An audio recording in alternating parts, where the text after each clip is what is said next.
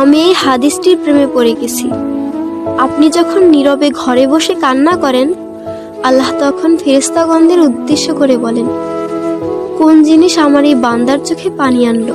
ফেরেশতাগণ বলেন, আপনার বান্দা সুখে নেই, আপনার বান্দা অনেকদিন হাসেনি।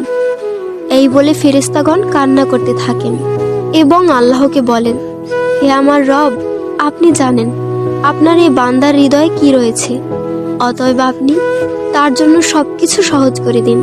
আল্লাহ বলেন, আমার এই বান্দা এমন কিছু জীবন থেকে হারিয়ে ফেলেছে যা সে অধিক ভালোবেসেছিল। অতএব আল্লাহ বলেন, আমি শপথ করছি, আমার বান্দা তার জীবন থেকে যা হারিয়েছে এর চেয়ে উত্তম জিনিস তাকে এনে দেব, যা দেখে দুনিয়া ও আখিরাতের সবাই বিস্মিত হবে। আলহামদুলিল্লাহ।